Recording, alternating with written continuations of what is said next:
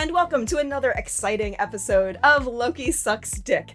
If you are just joining us, this is episode 3. We have previously discussed the other 2 episodes of Loki. If you missed our last episode, we discussed filmmaking techniques such as how to film a dialogue scene, and our big queer theory was being cast as the villain in your story. I would invite you to please subscribe to our channel, give this video a like if you enjoyed the topics that we go over, and drop us a comment. We'd love to talk to you. We have a Discord as well, which is open to join. Just search for Montresor Media. We also have a Patreon that you can support for $1 a month. It gives you access to all of the podcasts that we run, plus extended versions of this show. That's patreon.com/Montresor Media.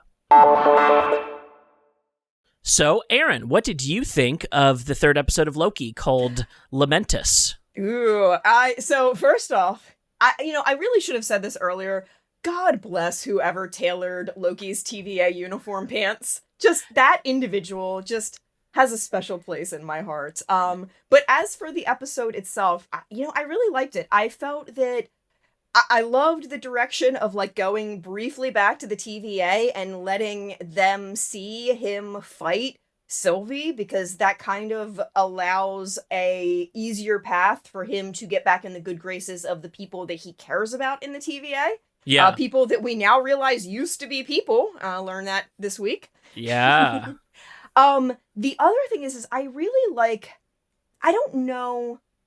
I think some of my favorite genres of films are the ones that are let's have a really good, interesting, in-depth conversation, and then let's have a fight scene that carries us into that next conversation. And it really felt like it was conversation, fight scene, conversation, fight scene. It was almost sometimes you see that in Asian cinema, martial arts films from time to time, where they'll have the plot interludes just kind of be drug along by the combat. I loved that. I loved how physically Loki and Sylvie are pretty evenly matched, and it's not really something you see a lot of times. The male character is domineering. Loki's bi. Loki admitted to being bi, Heyo! In absolutely completely non-arguable aboutable terms. Loved that. This felt like a really good episode of Doctor Who. This felt like Doctor Who at its finest. Yeah. And I love that. I'm gonna have high expectations for Doctor Who going back, because I love Doctor Who, don't get me wrong, but I feel like I don't really have a lot of problems with 13. 13's run's been interesting, but Moffat really wasn't my favorite. So this is kind of the glory days of, Doctor Who back for me. Yeah, Doctor Who, if they had Disney money behind them, what could they achieve? Right? Oh my god. Yeah, the money that went into this episode must have been substantial. That's all I'm saying. Yeah, for sure. We're going to break down the last 3 minutes of it in the filmmaking segment, but I mean, this was blockbuster stuff happening here. Yeah, it was pretty significant stuff. I'm happy that it landed as the 3rd episode too, because I think they didn't want it to seem too procedural, too tied down to anything. And at the same time, they gave you that kind of action climax. If we were to watch all 3 of these back to back, it would lead up to the moment that we got within this episode. And I thought that was really well structured. Yeah, I think that's a really good way to look at a 6-part series. I think you ideally should have 2 episodes where you're kind of setting the scene, building up to a climax at episode 3, and then you kind of have 4 to deal with your episode 3 climax, 5 to build up your your final penultimate reveals, and then 6 you hit hard.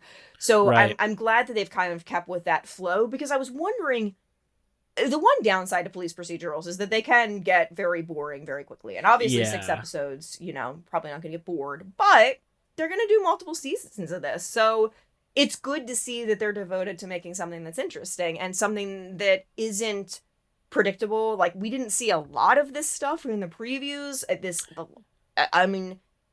There's some elements of what happened in this episode that we and other people have predicted would happen, but not really this, Yeah, I think last time we were saying, we really wanted the next episode to take us right back to the TVA, and not only did they come through on that 100%, very much so. Yeah. I don't even know if we predicted that as the next move. Mm-mm. I guess it makes sense, but after that, we then get dropped right into a really fun kind of Guardians of the Galaxy-esque feeling action sequence. Yes. And so everything clipped along. I know this episode was shorter too, so that may have helped it feel like, I feel like there was a lot packed into one episode this time versus some of the like hour-long ones where we're kind of retreading conversations a little bit. Yeah. I like that, and I felt that the pacing on this felt exactly what I wanted it to be. Like, there was no segments where I was like the last episode, I was kind of like, oh, but those conversations with Loki and Mobius, they were really good. Can we go back and see more of that? I felt like I was getting action when I was ready for action, and I was getting character development when I was ready for character development. And the episode was really funny, too. So I was really curious. Bisha Ali was the person who wrote this, and I knew the name from somewhere. And she used to be like a comedic writer, primarily. British comedic, which definitely explains why she has the feel of Doctor Who down. Oh, totally. But she's also done some stuff with Miss Marvel, so I'm very excited. I liked this episode. I liked how lighthearted it felt, but there were still stakes. It really had that like classic Marvel tone that like it's not easy to capture that. Like, the stakes are high, but we're drinking and fucking around for a night, and it's gonna be silly and you're gonna laugh, but it's not going to devalue the other content any. Yeah, absolutely. I think the way that the episode writing went was really fun to see. The ways that Sylvie and Loki are similar, the ways that they both kind of solve problems from the opposite directions, and then their interactions with each other went out of their way to show us how different they are too. Like, it's very obvious that Sylvie is not a carbon copy of our Loki, and maybe inversely that means our Loki is actually special. I would love for that to be the fallout. Here's where I'm not sure where they're going with that, because there's a couple ways you can take the way that I'm taking that. Every time that Sylvie is called Loki, she does not want to be called Loki. She never will accept being a Loki. If he asks her when she's a Loki, she never says yes. So I am still 100% under the theory that this is not a Loki. This is Enchantress. And, I mean, the name, the fact that she's trying to enchant him, that she's explaining the enchanting, I think that Loki may be one of the only people that hasn't realized that she's not a Loki yet. Yeah. I think it's interesting that there are other variants. It seems like, because, what is her name? Hunter 220, I believe, is the one that, or B20, C20, it's something 20. B20. B20 is the one that is captured by Sylvie. And, you know, hundreds of years ago, she had a life, she was a person, but she's also a variant.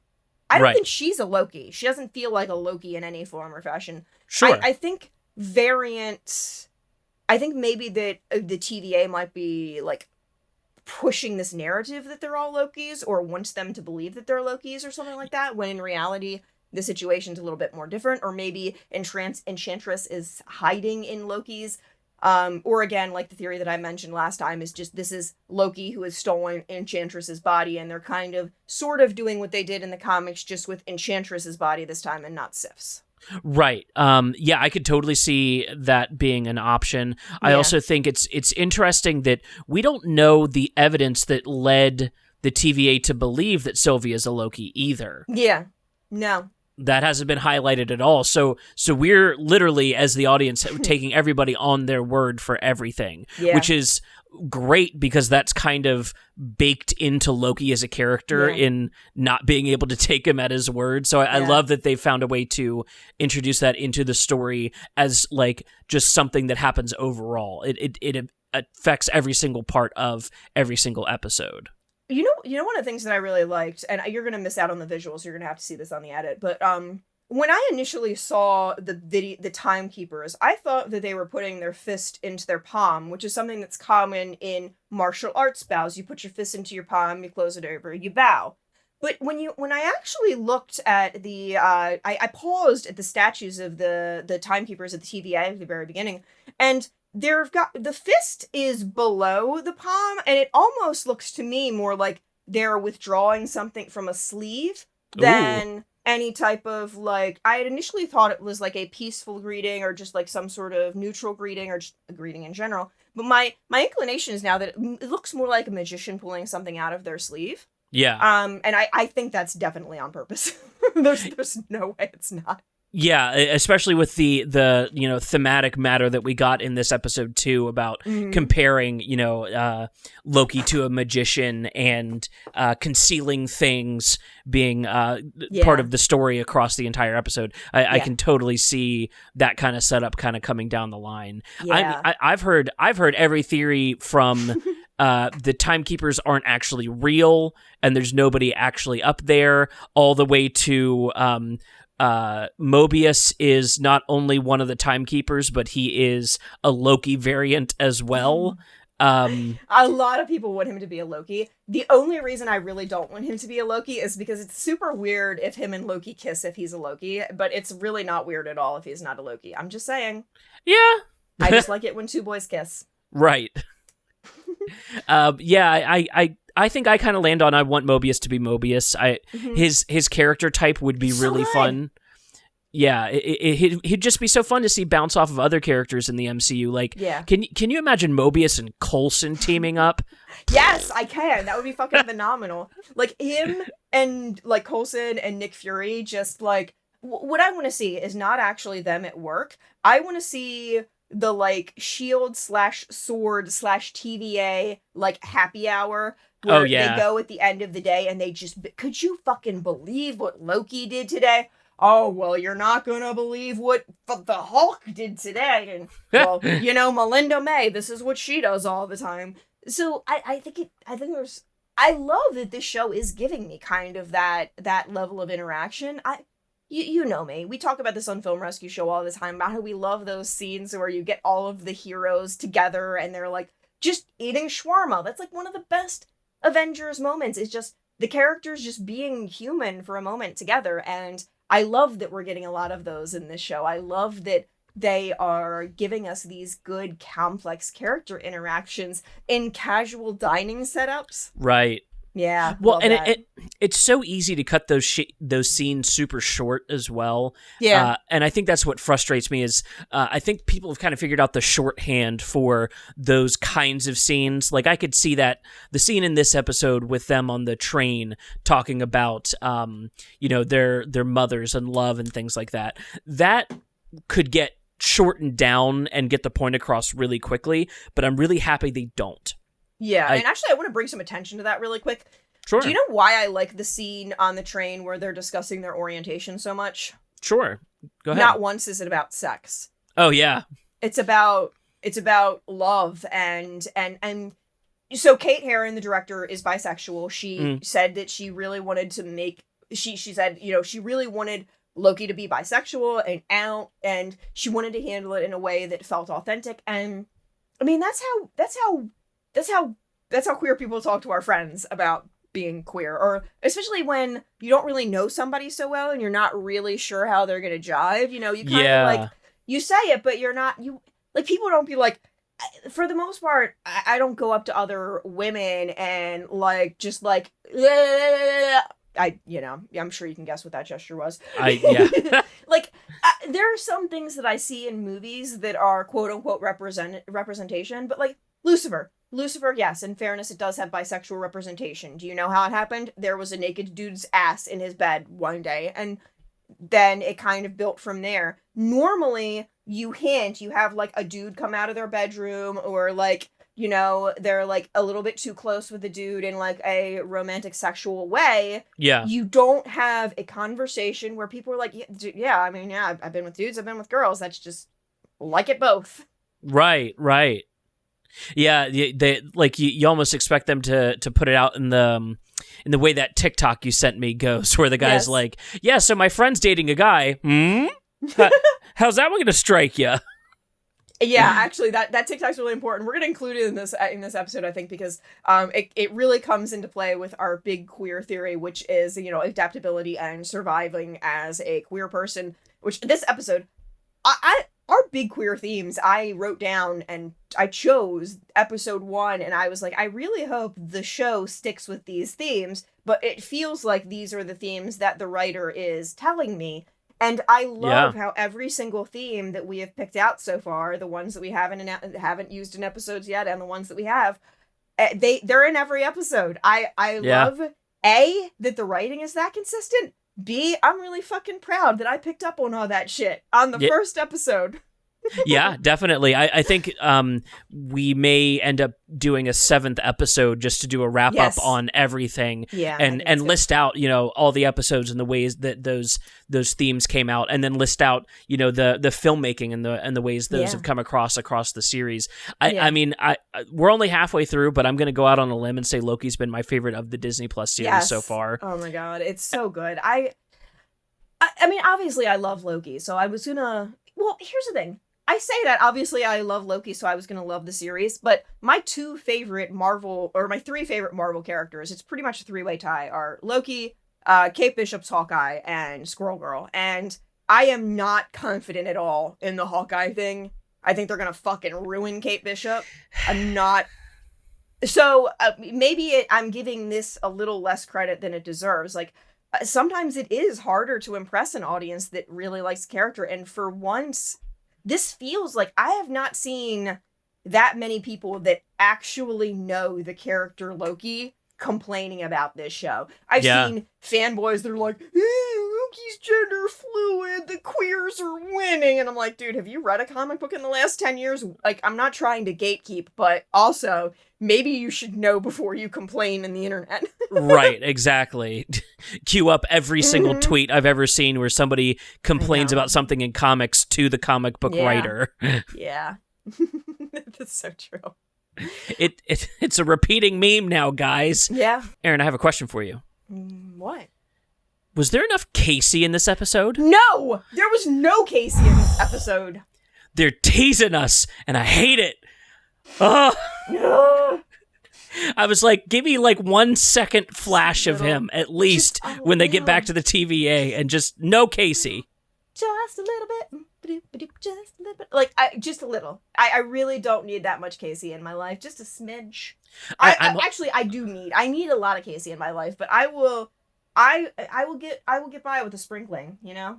I'm holding out for the idea that because this episode centered on Loki and Sylvie, the next episode's going to center on Mobius and the TVA, and so we may get some Casey in that case. Oh but my gosh, I would be okay with that. If I have to go 2 episodes in a row without any Casey, I'm going to be a little upset. Next episode's going to be very angry if we have to do that. That's for damn certain. Hashtag bring back Casey. What about Loki or Keiki? Keiki is my new favorite ship. Silky and Keiki. I love those. Silky and Keiki. Perfect. Silkius and Keikius are my new favorite poly ships. So today in our filmmaking segment, I got just the golden ticket. This is something I wasn't sure if I was going to get an opportunity to talk about across this series, and it's one of my favorite cinematic moves. This is going to be all about the oneer. And I just love a good oneer. Oh my god. Me too. I could talk about oneers all day. Even just simplistic ones that are thrown in for style. They're just, it's so much pizzazz. I love them so much. But yeah, let's break down a oneer, what it is and how it functions. And then when you see them in the future, you can kind of point to your nose and say, "Oh, Seth is enjoying watching this at the same time as me somewhere in the world."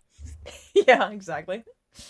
So a oneer, they're also called long takes. I've heard them called moving shots.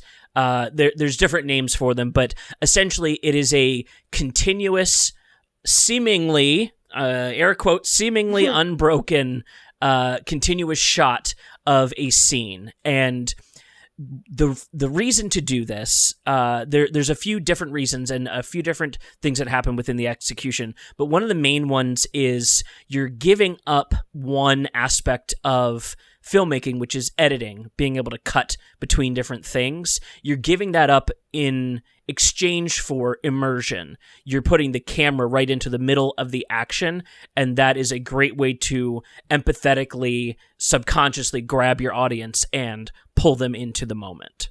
Especially when your characters are running around like chaotically, it kind of it's impossible to be like drug through the action by a moving camera and not get that feeling of like velocity of motion, and especially in this episode where you've got characters who are running around a lot, there was a lot of really effective uses of long tracks, long shots and motion shots, but like this 3-minute oneer was definitely the creme de la creme. Oh, yeah. So something I wanted to point out that I found very, very interesting about this oneer. The oneer is 3 minutes long, as you said. It happens at the 33-minute mark in the third episode of Loki, and the timekeepers come in threes. Yeah, there's definitely a Trinity thing going on here or something. Or something. I think you said it best when you said that the ship on Lamentus was fated to never take off. Yeah. So I want to point out, specifically for this oneer, this is not one continuous shot functionally. They hid a bunch of edits within. I want to highlight them. I also don't want to get demonetized, so we'll see how this goes. If you're getting still images, I'm sorry. If you're getting short moving images, you're welcome. And I guess thank you, YouTube. The cuts that I could see with my eye, I went through this scene 4 or 5 times. It's possible they hid some extra ones in here. The ones that I saw were obvious enough that I think that, or obvious enough to me, and will be obvious to you when I point them out, that I think these were the only ones. So starting from the top, we get our the moving shot, like I said, starts at the 33-minute mark, and we are following Loki and Sylvie into the city, and then the camera pushes up to show the moon cracking in half. We look up and we see this crack forming, and then as we cut back down to Loki and Sylvie, we're now on the opposite side of them, and they're running. That's where the first cut was hidden. So they pushed the camera up in behind them, and then cut there, had the CGI take over, moved it back in, and then cut in with the next shot. From there, they start running down the street where they get knocked over by a meteor landing. This is the second cut that happens, as it requires a camera reset when your actors get knocked over for them to get back up. Yep. So that got kind of hidden in the smoke and ash. Loki leads out of the new section of this one long take by standing up here. And then we are ushered into the bar, restaurant area, the first indoor shot that we get, where they run inside and fight a couple of the guard in there. The camera swings wide out through this room, and then we actually have Sylvie pass fully in front of the camera, and what this is called is in-camera wipe, where they used Sylvie's movement to kind of wipe across the screen with the new next shot as they're running out of the restaurant. From there, the camera follows them for a little bit more. They kind of hide out in an alley and then take off running again. And then the camera moves up to look at a falling building in the distance. This is our next kind of wipe, as when we come back in from the falling building, we're now looking at Loki and Sylvie again. As they're running down the alleyway, Loki catches a building, and this is, I believe, where the last cut happens. After he catches the building, Loki then does a wipe across the screen to give us the final shot of the ship on Lamentus blowing up. So 3 minutes, I think a total of 8 shots that are stitched together into one long take that just throws you into the heart of the action. Yeah. I was impressed. I did not expect something that intense in Loki. I mean, you expect stuff like that in Marvel movies all the time. And I think I would have probably expected it in something like Falcon and the Winter Soldier, just because that was more of an action-packed show. Yeah. I love how, and this is kind of just balancing how Doctor Who works too. I love how there's a really good blend of action and dialogue and how the action scenes are taken so seriously and Oh treated with yeah. the same amount of care as the dialogue scenes, because sometimes like it feels like action scenes are just okay, we don't have to think about dialogue. We just have to worry about blocking and like cinematography and like who's punching who. It feels like a cop out.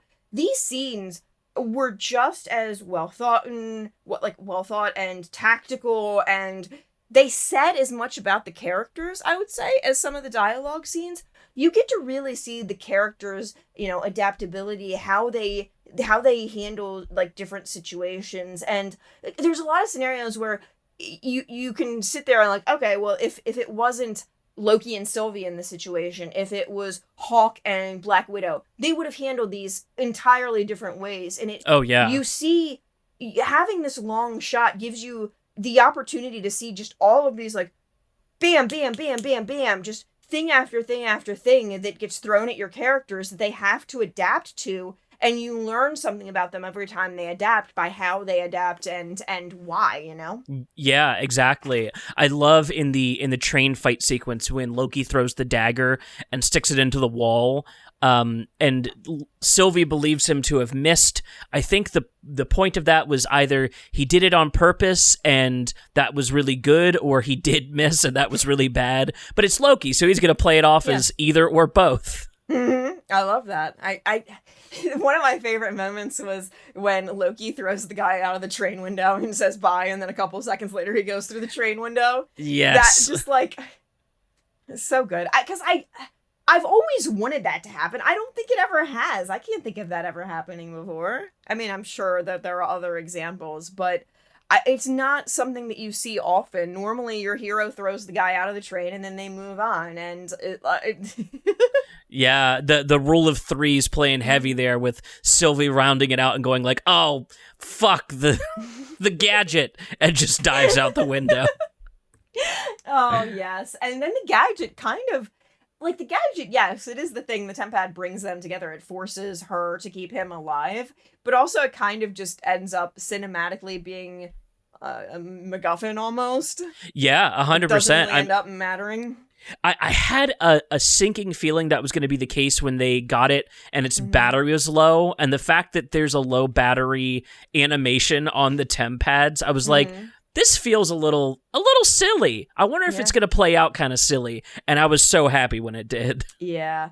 So when we actually got to the planet, and I think it was Sylvie mentioned the Ark, I actually thought the direction that they were going to go was that Fate said that Sylvie and Loki were going to basically betray the people of this, like, Lamentus, and were going to use the power from the Ark to save themselves. I thought that that was going to be the climax, was going to be, okay, are Sylvie and Loki going to save themselves by taking the power, or are they going to try and get off the planet using the Ark? And then, is it going to be like a progress towards them being better people who actually care? And then at the end, it's like, oh, we're not going there at all. And I think that is the one thing that I've liked the most about the show, just how unpredictable it is. Like, even the things that I've guessed right, I haven't felt like the show was stupid or like I was smarter than the show for figuring it out. Like, sometimes shows, it's just like, oh, well, that's easy, that's obvious. Sure. I don't have that feeling. Yeah, same. Not at all. Anytime something unpredictable happens, I'm super happy because it makes me feel like I'm not being spoon-fed the same MCU stuff over and over again. Yeah. And then anytime I can correctly guess something, it feels like it is rewarding me for having paid attention through the MCU and throughout comic books in general. Just knowing what these kinds of tropes are, how these tropes have aged. Are they going to invert it for fun, or are they going to follow it through for, like, thematic purposes? For instance, Agatha all along. Like, that whole thing was like everyone guessed it was Agatha, and they could have just taken the brownie points for it, but instead kept looking for Mephisto, and it was like, no, the point was Agatha. That was you missed it. It's to the point where people were still looking for Mephisto and Falcon and Winter Soldier. People were looking for Mephisto and Loki. People were like, we're gonna get Mephisto at some point in time. We're gonna be right eventually. It's gonna be Mephisto eventually. I hope they lampshade Mephisto and he pops up and just as a nothing, a nobody. You know what I mean? You just really quickly have them like take a temp pad to a planet, see Mephisto, and Loki be like, "Yeah, not today." Clicks the button, and gets someplace else. That would be perfect. I love that. I think that this show would be perfect for like this sort of Howard the Duck cameos that they're just not quite ballsy enough to do in other series and other like media. Oh, totally. Man, if Howard the Duck showed up in Loki, I'd be ecstatic. Yes, that'd be awesome. That'd be an interesting interaction, that's for damn certain. Really quick on filmmaking, I want to touch on bisexual lighting. Oh, yeah. It's one of my favorite tropes. It is literally everything that you would expect it to be. It's pink lighting and blue lighting used together for a cinematic effect. And it was used in the scene where Loki says he's bi, and I'm like, yes, that is the perfect usage of bisexual lighting. Well, and really, they kind of ended up on bisexual lighting the planet. The whole thing is like blues, purples, and reds. Yes. And then when they get to the city, it adds in neon, which I don't know what it is about neon with bisexual lighting. Neon that makes me so queer. I don't know. I guess it got co-opted. It was part of the package along with the rainbow flag. We got them combined together. You know. Okay, when we stole that from the Christians, we also took neon lighting. Well, from Las Vegas, you had to cross the two things. Yeah. You know what I mean? Yeah. Okay. Yeah. Yeah, that makes sense. I like that. Absolutely. I think God, you know what just absolutely gets me in the giggle dick? I love how all of these fucking like neo-Nazi pricks are all like a gung-ho for Viking shit, when in reality the Vikings would be like, I don't know, man, dick up the ass sounds great to me. Yeah. Crack open a real history book sometime.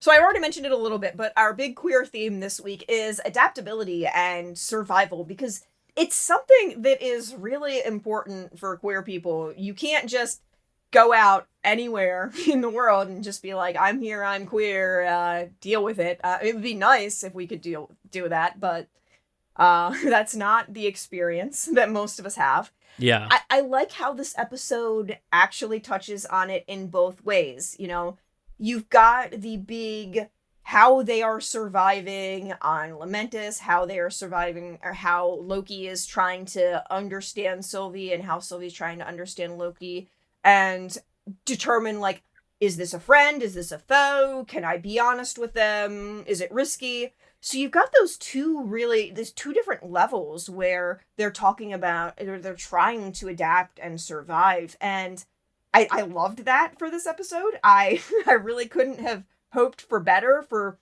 the episode where Loki actually is like, hey, you know, I like girls and guys, to have such a really ever-present theme. I really like the way that his bisexuality was introduced within the realm of what his character is. Like, if you removed the queerness from it, Loki not being able to settle down with anybody still totally makes sense. Yes. So nothing about his character was shifted at all. It's like, yeah, there's been people of both persuasions. I just haven't been able to settle down with anybody.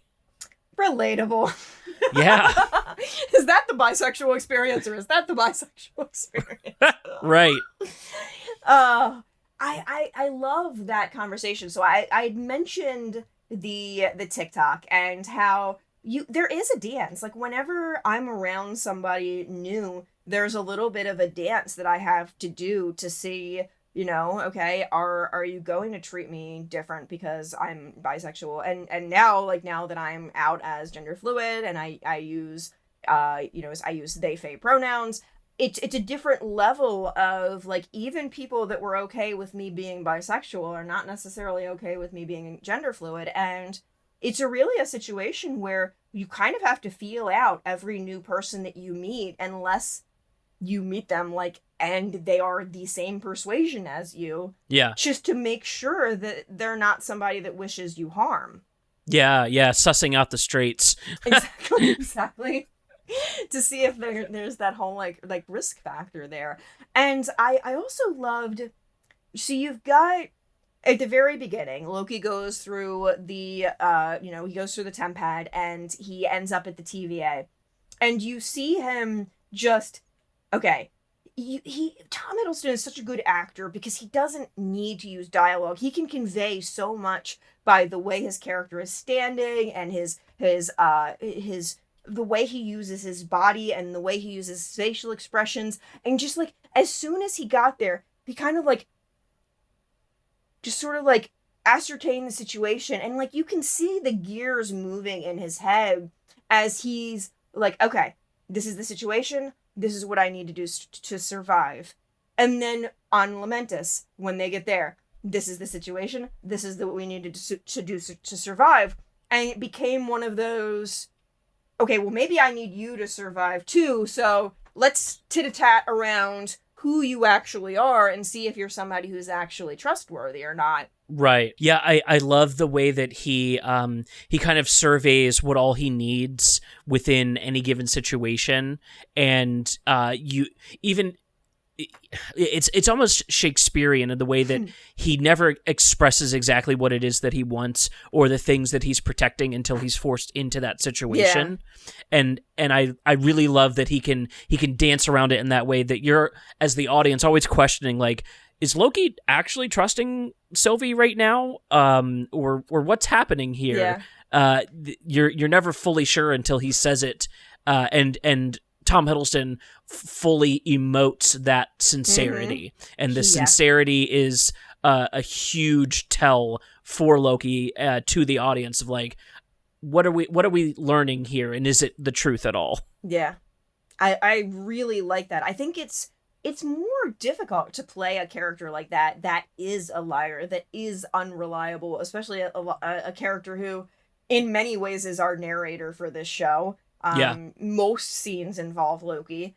So having an actor that can really hit those emotional beats and can really convey when something is serious and when something's meaningful, because I think a lot of people that have been through any type of trauma can relate to that sort of, you don't trust people at first, and when you trust people, there's like a lot of testing. Like, he gets to that neon light and he's like, oh, we can use that to charge the temp pad. And like, obviously, like, we know that neon sign is not going to charge the temp pad, but you see Sylvie be like, oh yeah, give it to me. And you see her fall for that. And I like them just sort of like sussing each other out throughout the entire episode and figuring out like, where do your loyalties lie? It's just interesting that I don't know. And I think at first I was like, does Loki really not realize that she's not a Loki? But then also, Loki is very self-centered, so it totally tracks. It's not... Normally it's like, I'm ahead of this character, so now this character looks stupid. But with Loki, it's like, I'm ahead of this character because this character can only think about himself. Yeah, I love that the only thing, because of his ego, the only thing that he can't consider is the potential that his opponent is not him. Like, he's so like in love with the idea of chasing another version of himself that he won't even consider the alternative of like, oh, what if this wasn't actually a Loki? Yeah. And another scene that they kind of set up the expectations that were subverted is Enchantress, when she's trying to enchant him. They kind of, like, make it feel like they're going for, like, a seduction scene or something along those lines. Yeah. But then, like, he's just, like, giving her that look like, wait, this isn't working. And then you realize what's happening, and I like... It's all too common for, you've got a female character who needs to manipulate a male character. Now kiss. Yeah. Like that they didn't go that cheap direction, even though both characters are like, yes, we like this gender that you are, but still, that doesn't necessarily mean now kiss. Right. Yeah, exactly. That said, my favorite character dynamic right now is enemies to lovers. Because like that whole like enemies who unite against a common foe and then fall in love. And I don't necessarily want that with Sylvie and Loki as like an end game, but I like the dynamic that they are teasing along the way. And I kind of hope that they keep a like sort of sub-romantic sort of tension with the two of them for a little bit, and then eventually have him just be like, yeah, I'm sorry. It's only Mobius unless you like threesomes. we can give the poly thing a shot if you want, but if I have to pick between you and my man Mobius. And now, Our iconic queer figure in history. Trigger warnings. Discussion of mental health and suicide. As this week's episode of Loki occurred in the future, and we're not able to time travel, we're going to focus instead on a famous love affair between two women, which inspired the gender-bending and time-spanning love story Orlando. Let me introduce you to the tale of Virginia Woolf and Vida Sackville West. In South Kensington, England in 1882, Adeline Virginia Stevens was born to a wealthy family. Her mother was model and philanthropist Julia Prinsep Stephen, and her father was author and critic Leslie Stephen. Though her brothers were allowed to go away to college, she and her sisters remained home, where she studied English classics and Victorian literature. Unfortunately, her idyllic childhood would end with the passing of her mother in 1895. This caused Woolf's first mental breakdown. She'd suffer another loss 2 years later when her half-sister Stella Duckworth, who was like a second mother to her, passed away. Soon after, she would attend the Ladies' Department of King's College London, where she'd spend 4 years studying the classics and history. She met members of early women's rights movements and became interested in women's higher education reform. Upon her father's recommendation, she began writing professionally in 1900. Unfortunately, she would suffer another tragedy 4 years later when he would pass away. This would cause her second mental breakdown. After this, her family underwent a large shift in their lifestyle. They moved to Bloomsbury, which was known for being more free-spirited. Here, she, her brothers, and their friends would begin a literary and artistic group called the Bloomsbury Group. In addition to their creative interests, the Bloomsbury Group often embraced homosexual and bisexual relationships as well as polyamory. She married a man named Leonard Woolf in 1912 and published her first novel, The Voyage Out, in 1915. She and Leonard would go on to found a publishing house together, and Virginia would become an influential writer in the interwar period. In 1925, she would meet the free-spirited bisexual novelist Vida Sackville West and begin a passionate love affair with her. Vida was born at her father's ancestral home in Kent and was the only child of cousins Victoria Sackville West and the third Baron Sackville. Despite being the only child, her gender prevented her from inheriting the family estate, which passed instead to a cousin. She married diplomat and writer Harold Nicholson, who was also known to take same-gender partners. Before Virginia, Vida's most serious lover was Violet Keppel, whom she often went out with dressed as a man, passing herself off as Violet's husband. Vida was likely Virginia's first extramarital lover, but Vida had been in an open marriage with her husband for some time, taking both men and women as partners. While modern scholars are often quick to label the women as lesbian or bisexual, Virginia described Vida as a sapphist, and mused thusly on her own thoughts on sapphism. These saphists love women. Friendship is never untinged with amorosity. What is the effect of all of this on me? Very mixed. Her love letters with Vida, however, told a different tale, and the pair weren't afraid to write about the sensual side of sapphism. Vida once wrote, "Dear Miss Woolf," that appears to be the suitable formula, "I regret that you have been in bed, though not with me," a less suitable formula. In addition to prose and poetry, the two women communicated in code, in-joke, and illustration, in a manner very reminiscent of modern emojis or memes. Once, while jealous of Vida's other lady loves, Virginia compares Vida to a dolphin eating a whole bed full of oysters and includes an image of a dolphin. When Vida replies later to say that she misses Virginia, she includes a doodle of an oyster. This love affair, and more specifically, Vida herself, would inspire Woolf's 1928 novel Orlando, which was described by Vida's son as the longest and most charming love letter in literature. Orlando follows the titular protagonist from Elizabethan England to 1928. As a young man in the 16th century, he is presented to the elderly Queen Elizabeth I, who is so taken by him that she gives him land and houses. When Orlando is presented at court to find a wife, he eschews the interested noble ladies. He falls instead for the androgynous Russian princess Sasha, who breaks his heart. Shortly thereafter, he has a days-long sleep and awakens as a woman. For a few sentences, Woolf uses they pronouns for Orlando, while Orlando debates the change in self. The change of sex, though it altered their future, did nothing whatever to alter their identity. Their faces remained, as their portraits prove, practically the same. Orlando is thereafter referred to in the feminine, though the realization of this transition socially comes much slower. Orlando begins an extended legal fight over possession of her own assets, a fight that ultimately ends with Orlando being told she needs to produce a male heir in order to retain her estates. A character who spends his first half deeply entrenched in land and holdings spends her latter half learning how to let go of these things.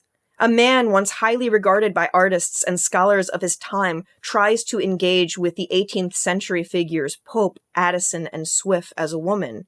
Unfortunately, they now want nothing to do with her. In the end, Orlando marries a man who is similarly gender nonconforming and ends up publishing the book that she'd been working on for years. Orlando's queer-centric and feminist themes have caused a resurgence in popularity in recent years. In 1992, Sally Potter made a film, and discourse surrounding the film and novel has increased. Though it's also received an increase in criticism, too, due to racist, classist, and imperialistic attitudes that were common of the time. After Orlando, Woolf would continue her writing career as a novelist and essayist. One particularly well-known quote from her essays is, "A woman must have money and a room of her own if she is to write fiction." Woolf would continue to struggle with her mental health, as psychiatrists of the time weren't equipped to provide her with the care that would help. World War II brought a resurgence in her depression after her London home was destroyed in the Blitz, and her autobiography received a cool reception. Woolf would take her own life in 1941, but her legacy lives on till this day.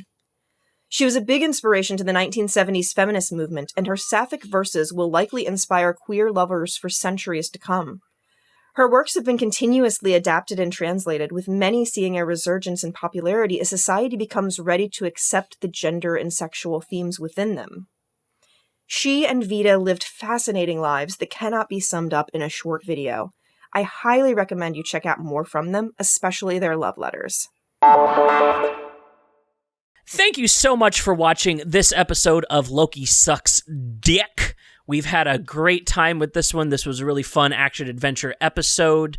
I just had a great time breaking down the Wonders. Yep. Erin, did you have a good time recording this? Yes, that was fantastic. Great episode. In the meantime, between you watching this and the next episode of Loki, why don't you check out one of our podcasts that are appearing below me here? We run a few different film-related podcasts as well as video game-related podcasts. All of those you can find on our Patreon. That's patreon.com/BontresserMedia. Access is only $1, and it gets you access to all of these shows, plus an exclusive show for Patreon, plus an extended episode of this show. And if you like this episode, be sure to like, comment, and subscribe. We're still a small channel, so it really helps us out a ton. And share this with your friends, too. Thank you so much for watching, and have a wonderful day. Bye!